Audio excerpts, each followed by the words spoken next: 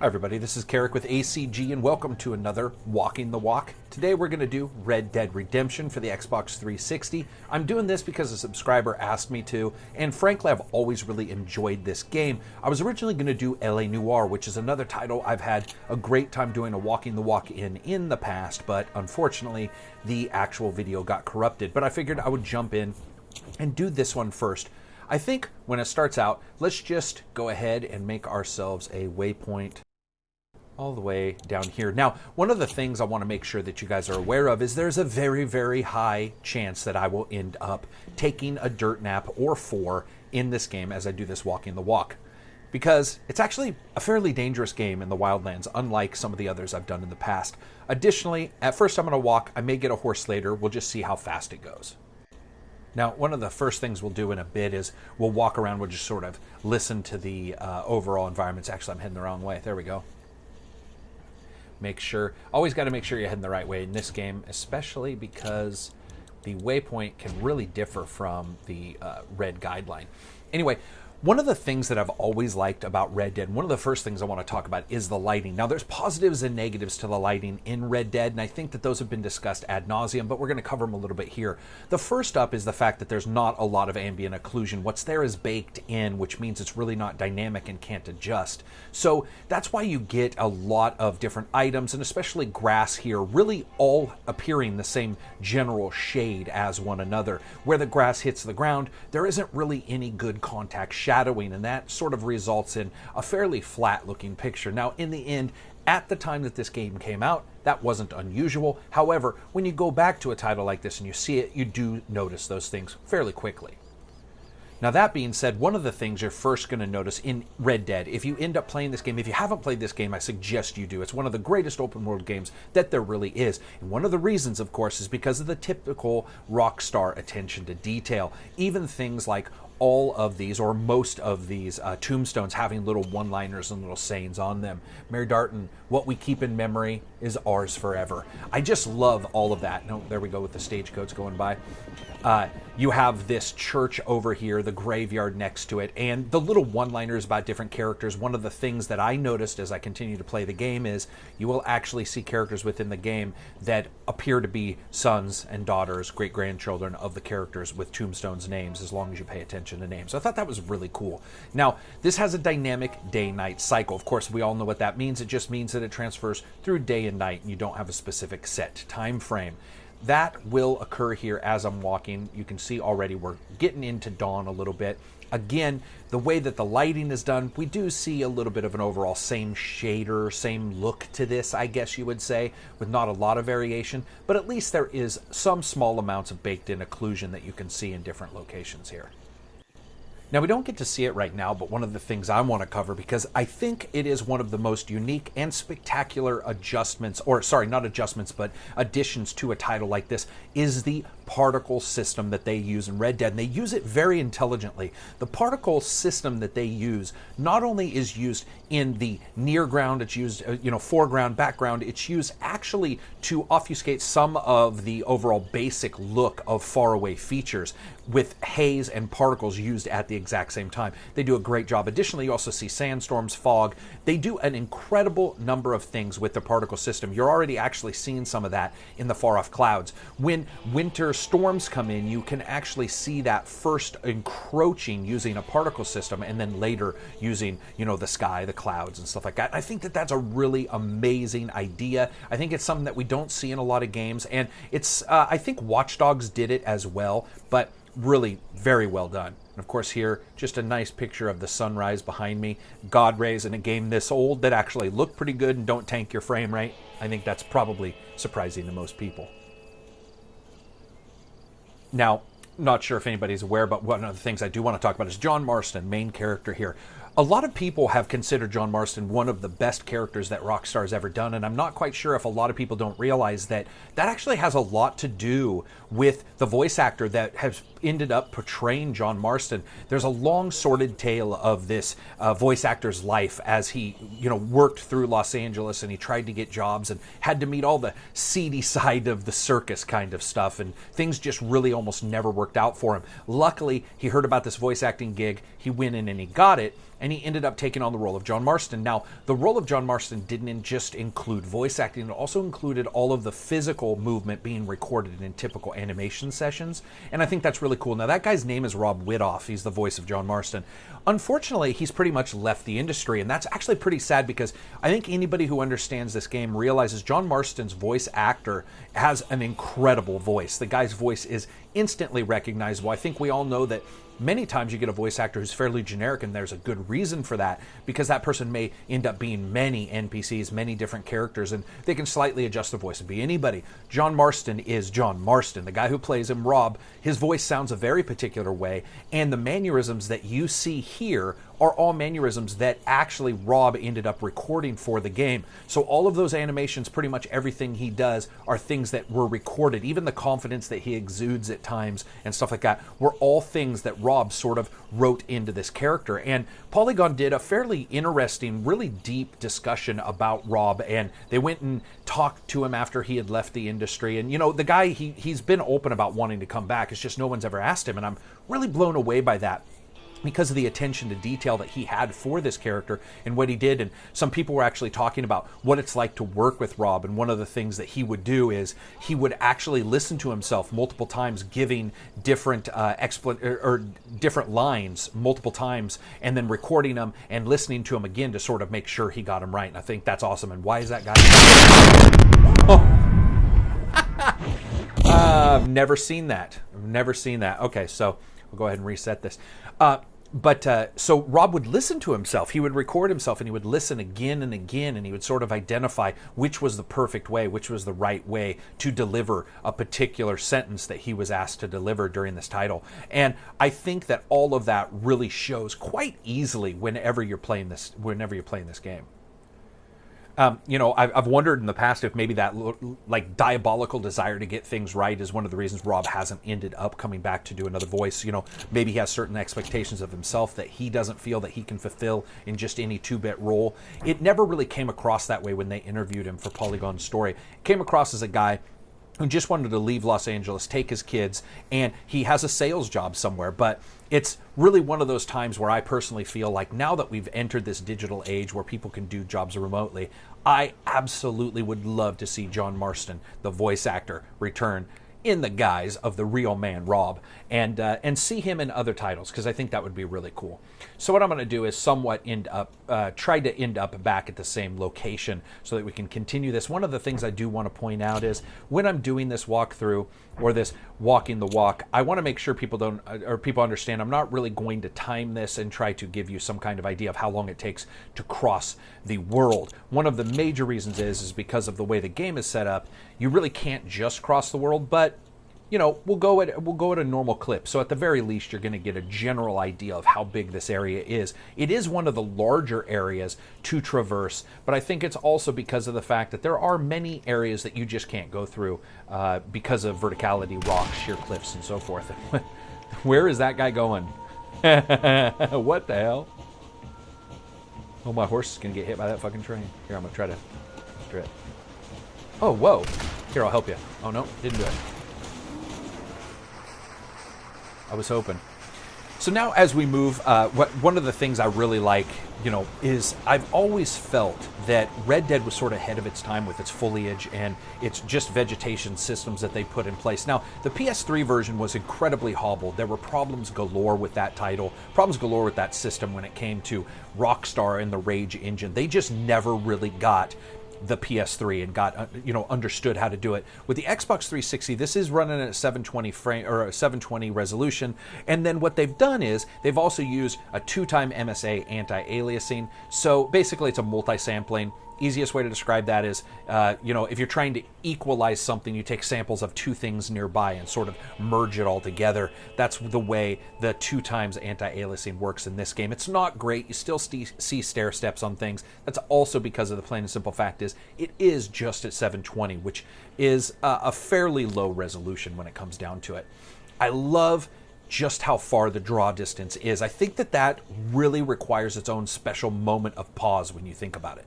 I think this is also one of those places where it's fairly obvious that Rockstar went out of their way to use the particle systems to, again, obfuscate and sort of disguise some of the issues that crop up in typical games.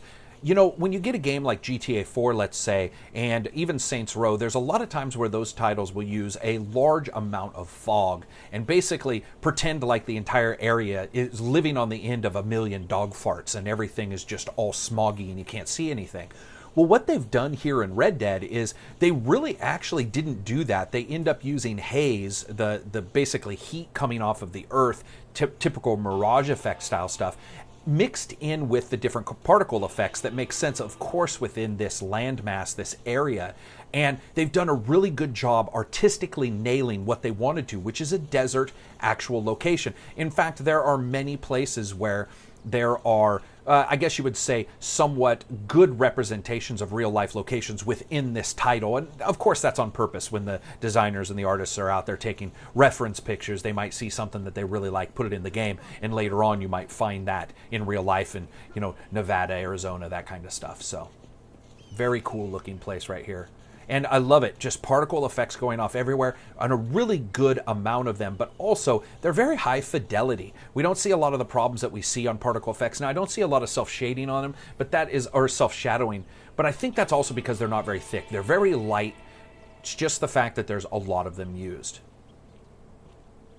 Now, I was talking to some subscribers a couple days ago, and I was telling them, they were asking me, you know, what's one of the most, I guess, an excellent game to show off a system or a particular year. And I always actually end up dropping this title. And one of the reasons is because I'm also really surprised just how good the shadows are in this title and how far away they are. You know, draw distance of shadows is one of the big GPU eaters of even today. Ends up causing many a GPU to lose its frame rate and cause issues across the board. Plain and simple fact is, Red Dead shows shadows a long damn ways away. You can see shadows up on the left and the right, all the way into the next orchard over. They just do a really good job. Now, again, there isn't a lot of shadows on the near grass. That's the trade-off that they're taking. There's multiple different effects that are not being used there. However, when it comes down to it, still, as a title, this is just a really good all-around game to show people about, you know, what titles during this particular year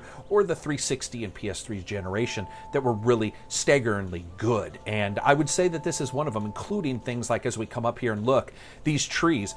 Now, of course, they don't have the large number of limbs that most realistic trees do, but I think for the most part, they're actually modeled quite well. And additionally, we don't see that effect that we see with many trees in many games where the leaves are brushing up against each other and there's a lot of Z fighting, a lot of just overall polygons overlapping one another. They're very well modeled in this game. Somebody took a lot of effort to make sure that they don't overlap one another. I love the sound of that wagon. We'll run beside it. Yeah, I'll probably get a horse here in a second, just so you guys know.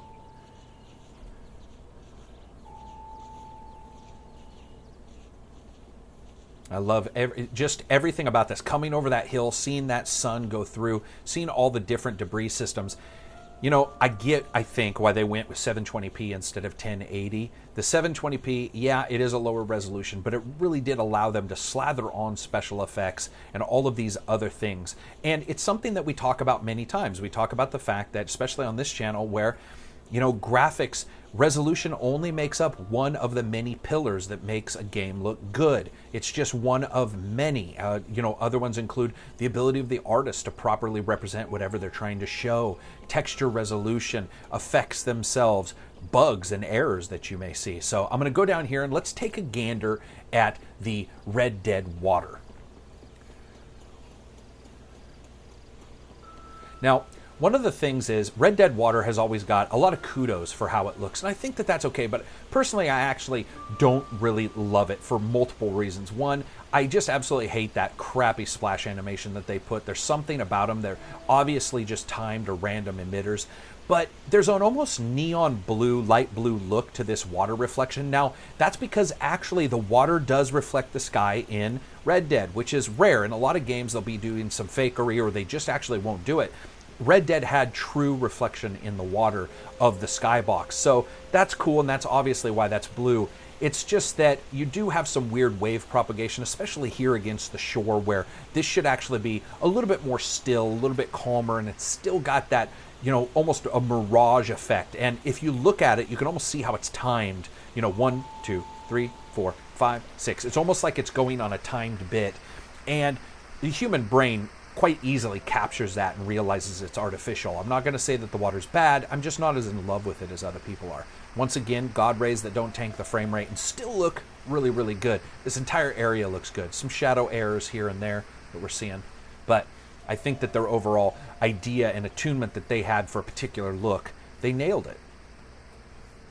What's hilarious is I've only taken like one sojourn away from our normal area, and we're still almost 15 minutes into the recording. It is just a crazy big world. I'm always surprised by just how large Rockstar can make their worlds. You know, originally we got GTAs, and those were just so fantastic. GTA 3, of course, surprising everyone. GTA 4 showing, you know, basically a city and doing a fairly good job of it. And then the expansions, I think, really nailing it with, I guess, increasing the performance just a little bit. And then, of course, now we've got GTA 5, which is maybe not as big as GTA San Andreas, but still shows just a phenomenal ability to nail what they want to do. Well, Red Dead is the only one of its kind in that way. You know, it is the Western, and in a lot of ways, I guess you could say LA Noire is, but LA Noire made by a different team, made by a team that is now disbanded. There were a lot of problems that were going on in there, and I think LA Noire is known for a very interesting world, but let me check something. But also, I'm going to see, that's pretty much where I was. Yeah. Anyway, an interesting world, but also the fact is that a lot of it was just known for the facial tech. When it comes to Red Dead, it was mostly about the world and John Marston, and I think that that's really cool. They didn't have anything to hinge it on, I guess is what I'm saying. They didn't really have something to say, hey, look at us, we have some new tech. Instead, they were like, hey, here's a Western game. We're going to go balls out, and we're going to see how it looks. Now, of course, you do see those shadow errors there, which were pretty egregious and a little bit rare in the game. But you know what? This isn't called walking the really good walk. It's called walking the walk, so occasionally we'll see it. Oh, shit. Where are they going? What the fuck? Holy shit. Drive-by pruning, man. I was just royally ruined right there. Oh, wrong gun. Wrong gun. That's not going to work. God, I haven't played this game in so long. I gotta... Come on. There we go. Ha! Oh! Double teamed. Double whammy. Double whammy. Oh, hey, you know what? Sometimes that happens. Sometimes bears happen. Okay, so I'm not quite sure where I am. We will end up heading back somewhat to the same location, but I think I will probably do a horse. Horses, of course. A horse, of course, is going to allow me to get up and groove out of there so I don't get lion mulched or bear destroyed here next time.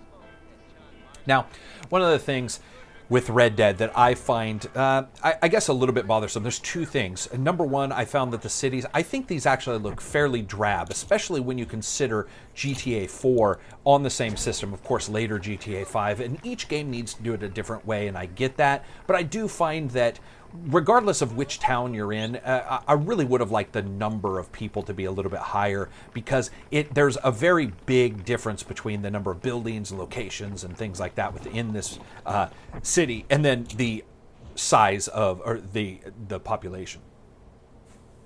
So let me,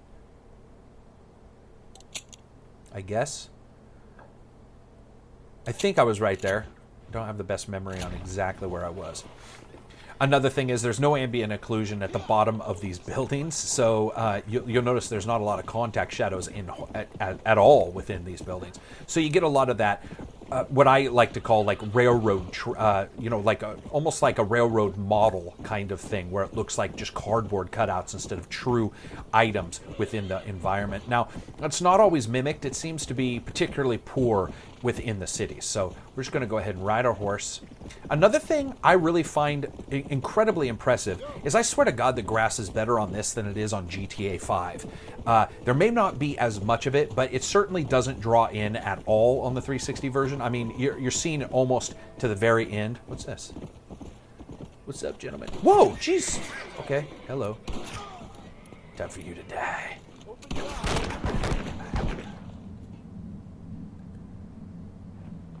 Damn, ISIS got into Red Dead. Uh-oh, gotta check, just in case. End your life. YOLO. All right. Anyway, I'm really impressed by the tech, the grass, all the foliage systems that go into Red Dead. I think it's done fairly well. Look at that draw distance right there. Just really, really phenomenal draw distance when it comes to pretty much everything.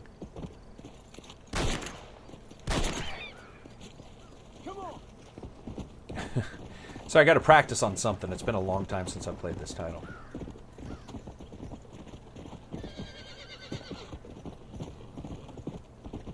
Yeah, such a great feeling just taking a horse and tearing across these fields like this. You know, I've talked about it in past Walking the Walk, so I'll talk about it here a little bit. I've said it before that in many Assassin's Creed games, depending on the game itself, there might be differences between the major locations, but once you get within the location, you're lost. Things begin to look the same. Here's what's weird to me. This is a friggin' forest, and yet I know almost all of these places like the back of my hand, and the last time I played this was, well, I think it was a year ago. The fact is that Red Dead did a very good job of making sure that no matter where you were, there was something unique about a location, even a crossroad like this. There's something that within your brain, sort of, you remember this location. And it doesn't matter if it's a year, 2 years, 3 years down the road. When you see it again, you sort of remember somewhat where it is. And that's the entry, of course, to Tall Trees. And I think that that's really cool. I think that it's something that's missing in some other open world games. I'm going to be honest. I think Syndicate has it. I think Syndicate nails it fairly well. But I think other Ubisoft titles have not nailed it well. For example, I don't know about you guys, but many places in Watch Dogs, I felt completely lost, where everything felt somewhat the same. It all just felt like generic Downtown Street, number 11. And I actually liked Watch Dogs somewhat to play. However, in Red Dead, that just simply does not happen for the most part. And I think that that's overall because of how the artists decided that they were going to put together the actual just geography of the world itself and what they were going to make it do, how they were going to make it intertwine, loop back on itself, and so forth. And I think they did a great job there. The one thing, a lot of people do, I do laugh with them and actually agree with them, is the fact that for the most part, there are times where when you're riding in the outback here, you're sort of like, I'm never alone, when in fact you should feel alone. There are times of solitary, solace where you're by yourself and it's peaceful in this title, but you almost never feel truly alone because somewhere there's almost always gunshots going off or somebody riding off on a carriage. It does have that traditional rock star heritage of shit going bat shit out of its mind crazy at any one time. Now, as with any good title, I think it's finally time to talk about horses' asses. I had said in the Assassin's Creed Walking the Walk, and I think I said it in the Fallout, or in the Far Cry 4 one, but I've said it in multiple ones, that I do believe, and I continue to believe, that the plain and simple fact is that Red Dead just nails horses' musculature across bone, density, all of that stuff is handled really, really well. Now, they're just using displacement maps and other type of mapping and texture tricks to get that. But the fact is that when you see that leg muscle coiling and moving and stuff like that as John rides him, it just really, really looks real. It does such a great job. Now, is it perfect? No, it's not. In fact, my family members who own horses have said that there's some oddnesses there. But as a whole, to me and you, to a normal person who just sees this, it has a very real definition to it and a very real cool feel of being accurate. And I think that they do a spectacular job. They also do a really good job with the animations here. Everything, when it's just sitting still and scratching and pawing at the earth, everything's done really well. Sorry about that. I had to pause it for a second. I was getting a telephone call and had to answer it. So anyway, talking about horses' asses, they look really hot in this. They do a really good job. I think that's very well done. They also have a lot of differences in the different models for the horses. And I thought that that was cool because, you know, this is a game where they could have got away with 5 or 6. And instead I've counted like, you know, 13, 14, 15, 16 different overall types, you know, breeds, colors, whatever you want to call them, of horses. And I think that's pretty cool, especially since they're your main overall mode of transportation. I think that for everybody, they should look a little different, including, of course, the Nightmare Steed if you got the awesome DLC that came with this title. Now here's some places, especially in the trees there above, where you can see that the game actually has an issue with the fill rate and getting that drawn up, getting those trees, that foliage drawn up. I've noticed that that is distinctly occurs whenever going to the left or right and up or down at the exact same time. Now I'm not quite sure why that is. I'm sure somebody who's incredibly technically skilled or at least understands a Rage engine would be able to describe what's occurring there, but it's obvious at that time that you're doing two different things. You're not just going left and right, but you're going left and right and you're changing vertical viewpoint, and for some reason that can cause at different times trees to basically start growing or shrinking in the amount of foliage they have, the amount of leaves and stuff like that. And you know, you do actually notice it. But I still think, I mean, if you just look at the artistic representation of what it feels like to go down a trail, as somebody who's always lived in the outdoors, you know, ATVs, whether it be ATVs, horses, going for walks, going for runs, whatever, out in the woods, out on old trails, there is something very accurate about this entire game and the way it feels. And I think that that's probably the number one thing I always take away from this title. You know, the gunplay is good, the action is good, the animations are excellent, but when it comes down to it, the worldview, how they represent the fiction in which you are actually encased, is very well done. And now I'm getting attacked by a boar. I think that thing's going to circle back around me. I'm glad I got on this horse, though, because I feel a little bit more comfortable here. A little bit safer.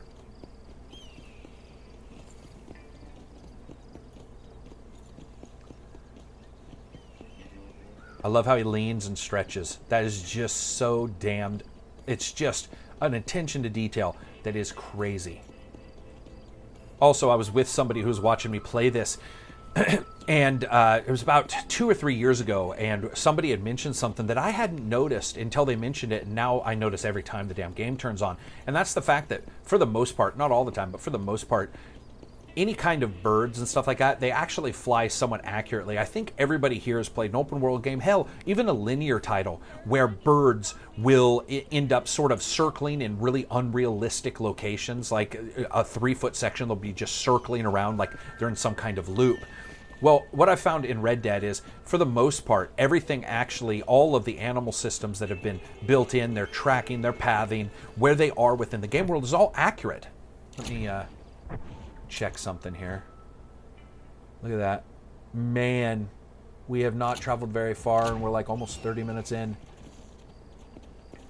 I'm going to head back towards the actual X and not go the way the guideline is telling me. One of the things with this game is the guideline can be...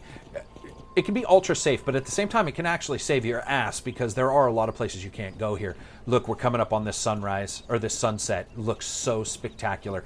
But anyway, what I was saying was all of the animal systems seem fairly well modeled and fairly accurate. Now, that doesn't mean you're not going to have prey and predator 3 feet from each other. That actually does happen, especially, you know, and what I mean by that is happening when they're not hunting. That will occur. But for the most part, you still see a fairly good amount of accuracy when it comes to the prey and predator. What are these guys doing? That's funny. A little bit of a frame rate hitch right there. That's odd. Maybe it's not. Nope. Look at that. That is a beautiful sunset. One of the cool things is there's some people who've done videos of nothing but sunsets for hours. And as somebody who hunts, I can say that this feels so accurate with, you know, that little bit of fog and the low-hanging trees. All of that is done very well. All of it is actually quite realistic in the way it sticks to the bottoms of those trees. We are getting a little bit of a frame rate hitch here. It's definitely not perfect. That might be because of a large number of particles right there, especially. There's definitely a frame rate hitch, which is rare for this game, but we're getting it nonetheless. And now it looks like it's back to normal.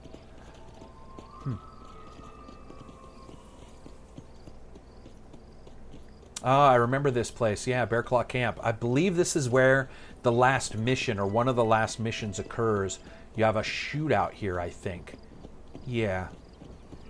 Yeah, yeah, you have a shootout here in the last mission with one of the main bad guys. I remember this area distinctly. Look at that.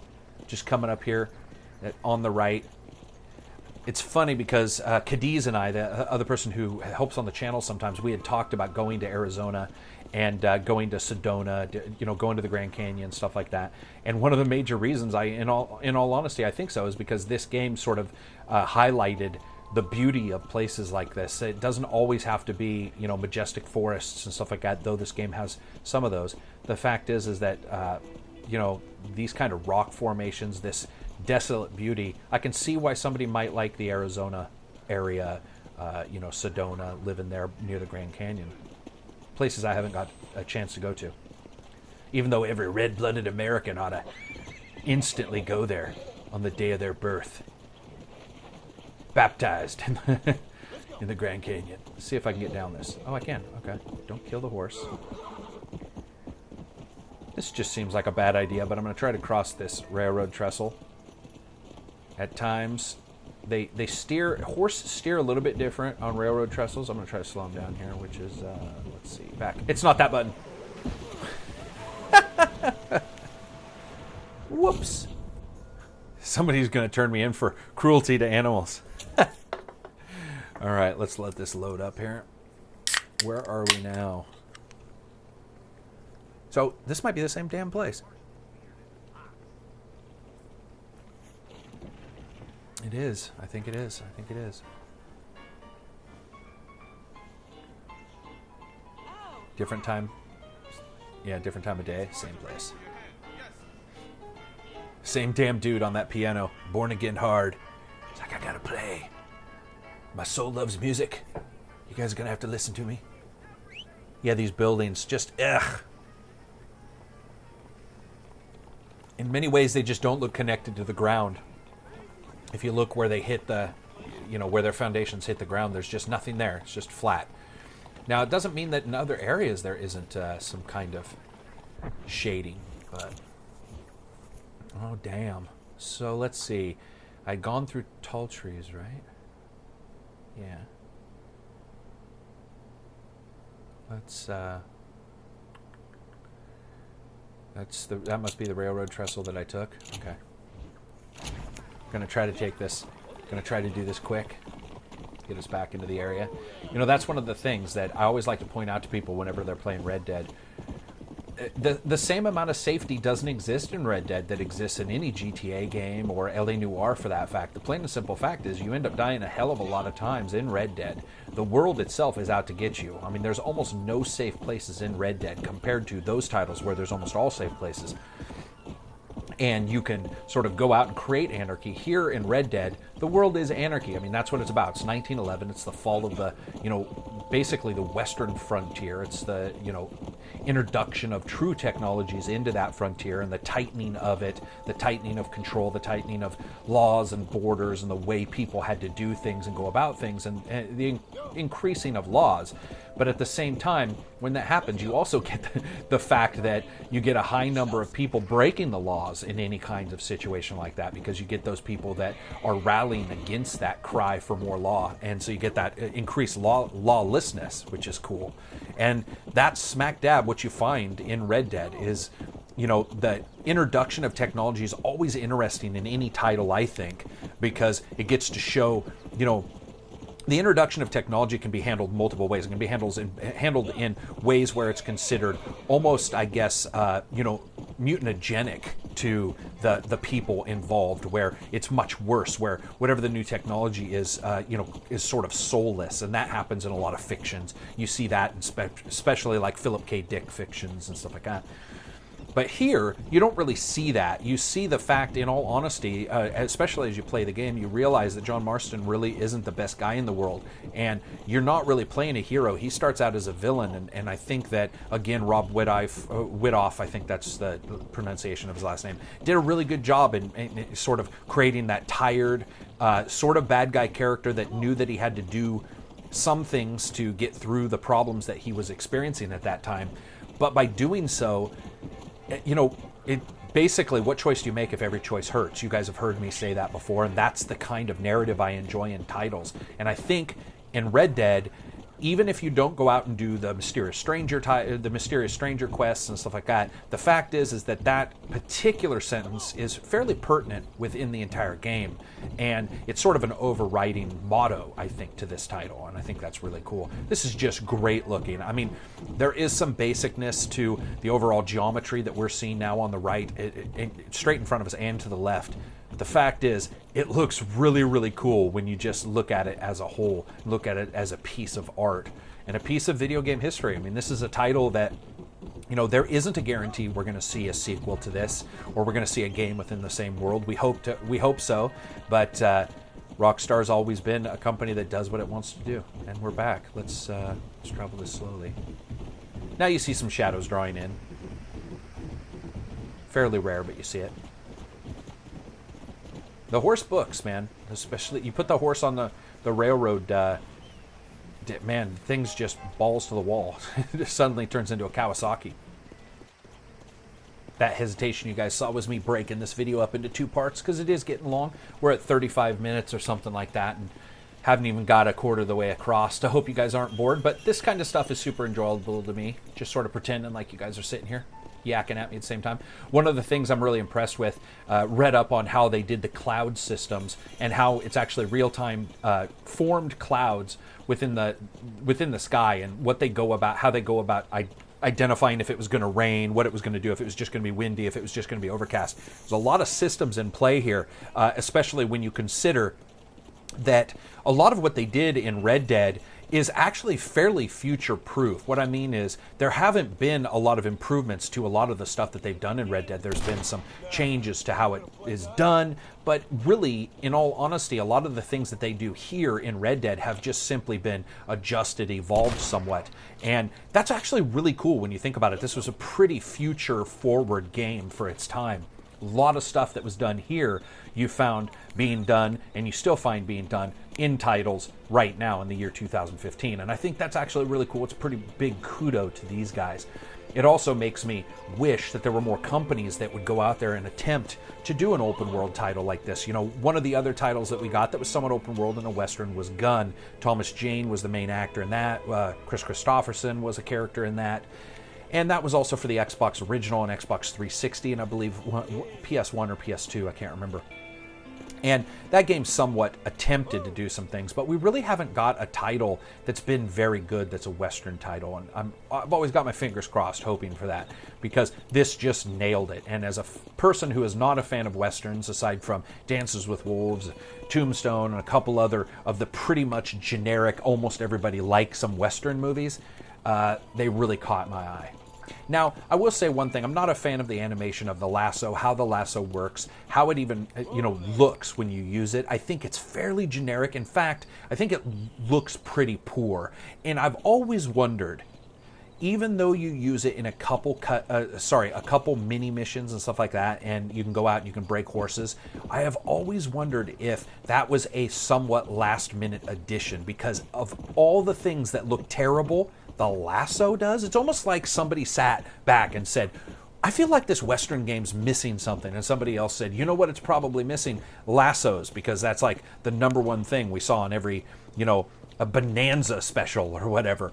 And they realized that they had forgot to put them in. And so they did, and they rushed it. It looks poor. It doesn't have any upgrades for it, I don't think. Of course, what are you going to get? Better rope. But I mean, it just feels like it's really tacked on. One cool thing I always thought was awesome is whenever we enter places like this, you can see changes in how the different animal systems are running. And there on the left, I think we've got some foxes. Yeah. And you'll see them chasing the birds, and you'll see them hunting different things. Hopefully we don't run into any coyotes, because I'm not quite sure if you guys have or haven't played this, but I think it's not coyotes, I'm sorry, it's cougars. They will straight up wreck your shit. Oh, that's awesome.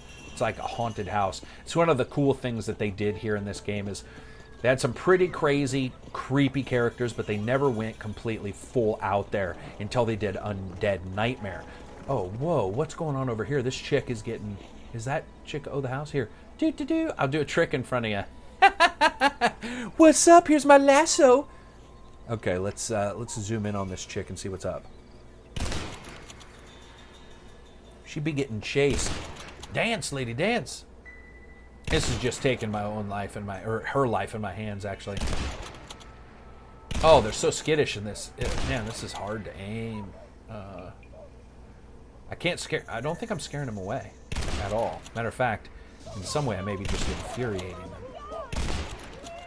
Somebody help me for the love of God. Oh, got that guy right. Yeah, let's switch to my bang.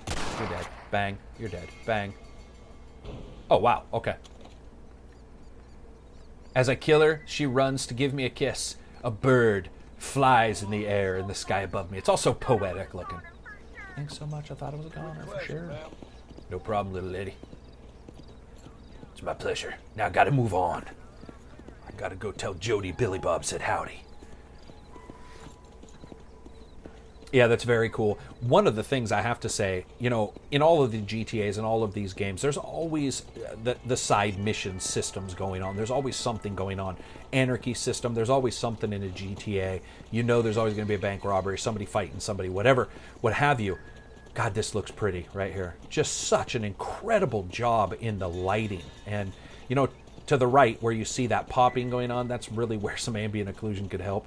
I know you guys are probably really tired of me saying that, but it's the one thing that, you know, this game was made 3 to 4 years too soon. Really needed some actual hardware backed up NVIDIA ambient occlusion. But that right there is just spectacular. Anyway, when it comes down to it, all of the games have those systems in place. Those anarchy systems, chaos systems, different side mission stuff going on. But I've always felt like Red Dead might have had a little too much.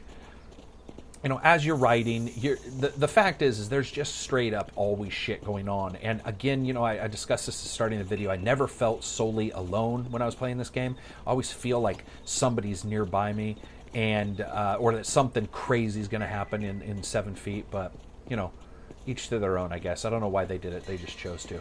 So let's just listen to the sounds for a couple minutes here. A couple seconds, not minutes. Jesus.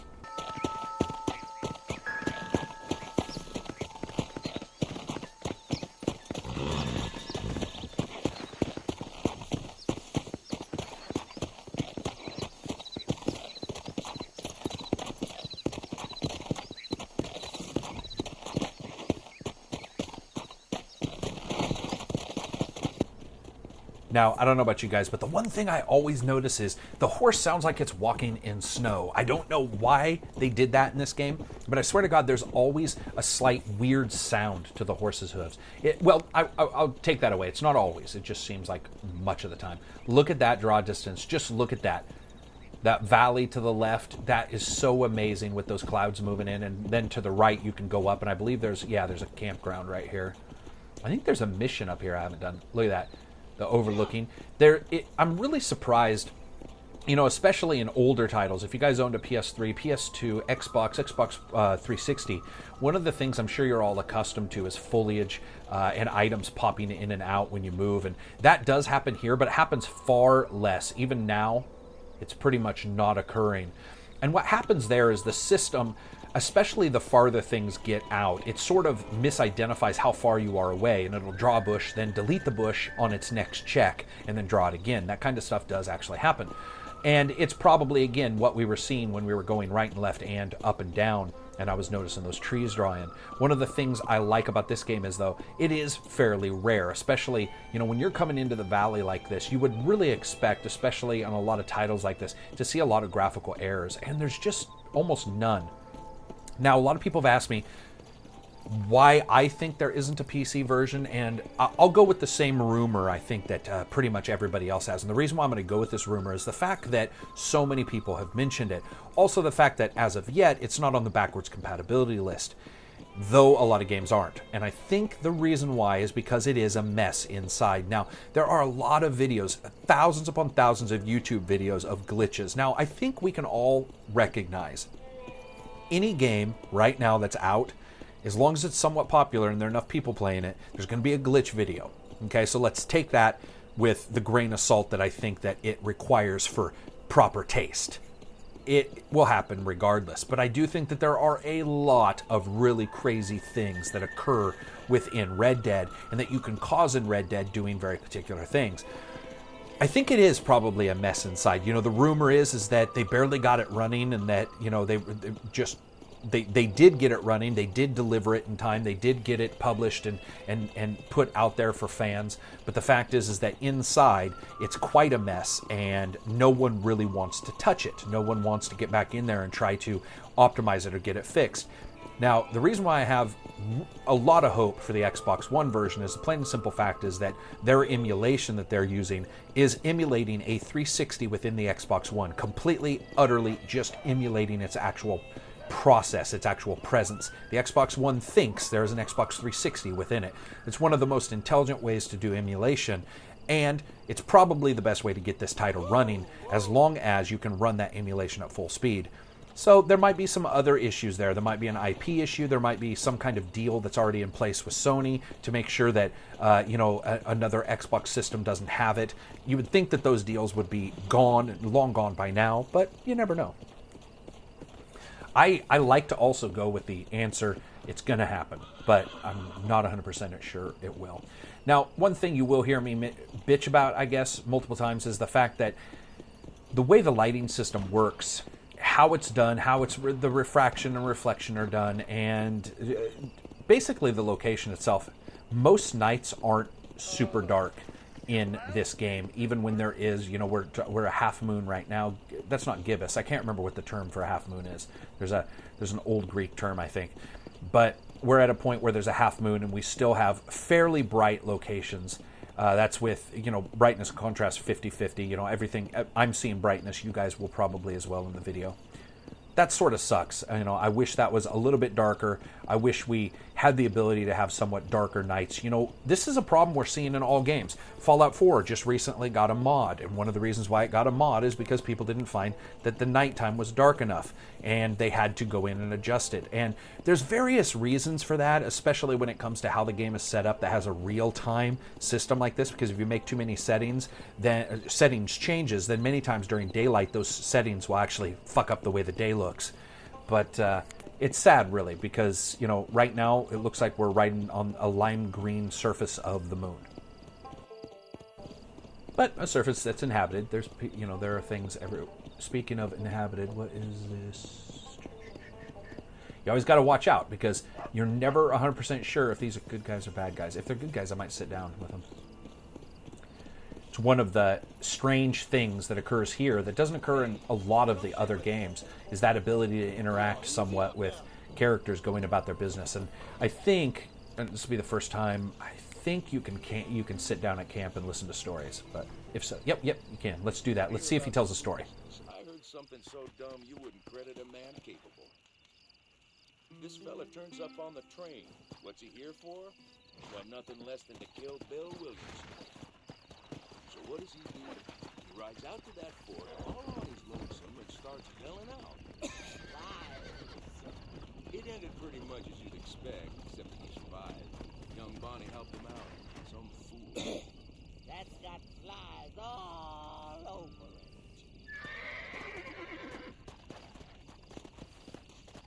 I'll have to remember that one. Goodbye. I love that. I don't know if you guys heard, but the one character that appears a little differently, a different intelligence level there, he basically says that's got flies all over it, which was an old time saying for that's bullshit. That's full of shit. It's a bullshit story, and I think that's really cool. That looked like a jackalope. Sorry, guys, but I've never shot one before. I think. No, don't ride horse. Don't ride horse. There's something here. I killed it. Let's find it. Skin animal.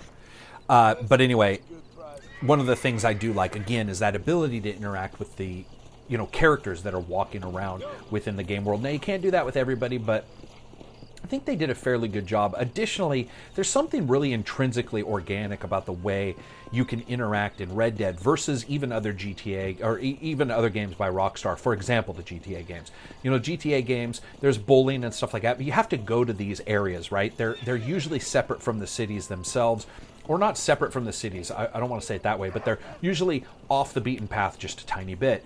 What's really strange about Red Dead is how well they handled everything. You know, if you want to go ahead and play poker, it's right there where you sleep. Those little tiny changes like that make you feel like there's an investment to do those things instead of go out of your way to do them. For example, in GTA 4, you know, you had these bowling alleys, but a lot of times I was like, oh my God, you know, I got to go out to the bowling alley. You know, we got to go around this way. It's going to be by myself unless I take a date there. And I'm not always going to take a date there because you can't make everybody happy. You know, there was all these different systems in place. In Red Dead, it was a simpler time, or at least they had a simpler idea in place, and it's more along the lines of something that's just organically there. It's a really good idea within a game developer's head to say, you know what, let's not make this too difficult. Let's not go out there and overthink this. Let's just make this character be able to sleep at the saloons in the upper bedrooms, and if he wants to go down and play poker and do so, he can. Additionally, I don't know if the GTA games do this. I certainly don't remember them doing it, but hang on. God damn, those guys are tenacious. Down you come. You're dead. Oh, I missed you. Now you're dead. One of the things that I noticed in this game is, you know, if you put on the different clothing, different things occur. And I thought that was really cool. You know, you have clothing that allows you to play high-stakes poker, clothing that allows you to cheat during poker, clothing that allows you to go to New Mexico and walk around the bandits without them attacking you. There was like 4 or 5 others. And though 1 or 2 of them do increase your ability, for the most part, there was a very intelligent idea by these guys. It was to make those suits, those disguises, work as true disguises and to, in some way, actually reflect upon the game world what they really are, which is a disguise. They're, you know, when you put on a new pair of shoes, it suddenly isn't going to make you run 10 feet, you know, per second faster, but that feeling of having the mechanics separated from the clothing has always been there, and here it's not. It's right there. You put on the really nice clothes to go to the really nice place. You put on this one special coat so that you have a place for you to hold your, you know, extra ace card. I thought that was awesome. You have the disguise so that you can go into New Mexico and not be attacked by the banditos. And I thought that was really cool. It's a really cool add to the game. And again, it sort of shows, I personally feel like there was an organic belief in this title that's a little bit different than the GTA games. You know, I think that they are a little bit 1, 2, 3, even number 5. You know, everybody sort of knows what they need to do. There's an idea, you know, there's that modernism that everybody sort of gets behind because they live in the modern day age. When it comes to Red Dead, there was some kind of uniqueness, I think, when they created it. And there was a feeling of, you know, making things like make sense. And they did it naturally, which is really surprising when you consider the fact that nobody's living in 1911 to identify if this all makes sense. Instead, it's just a lot of really good study and really good programming chops, development chops, game design chops. You know, Red Dead will always be one of my favorite titles. I think it is a technical masterpiece for what it goes out to do, despite those glitches. I think it is wonderful when it comes to gameplay. And overall, I just think it's an absolutely stupendously fun title to discuss and explore. And it doesn't matter if, you know, I have a PS6 and an Xbox 9. The plain and simple fact is I am probably always going to return to Red Dead on my Xbox 360 unless somebody makes it backwards compatible. So I think what I'm going to do, we're at 52 minutes. I think I'm going to end here. We're almost at the spot. We only have, you know, a couple more minutes. I think, well, you know, we've seen a lot of this game. There's some really cool bits. Very, very excellent title. I think that we've covered a lot of the different stuff. The only thing we probably haven't covered is the music, which I adore. But I think that that's enough for now. I really love doing these titles. I think they're really cool to explore, and I think that the fact is that a lot of us need to remember many gamers we talk to won't have ever played these titles that I may end up going through. Many gamers, you know, depends on if, you know, if I continue doing these in a year or so, won't even know what a Red Dead is other than hearing people continually clamor for it, like we all continually clamor for Shenmue 3, even though we finally got it, or other titles. So I think it's cool to revisit those and look at the excellence that they offered for the time and some of the future forward thinking that they offered as well for the time. So anyway, that's it for me. I hope you guys liked the video. If you did, hit thumbs up. If you didn't, hit thumbs down. And as always, peace out.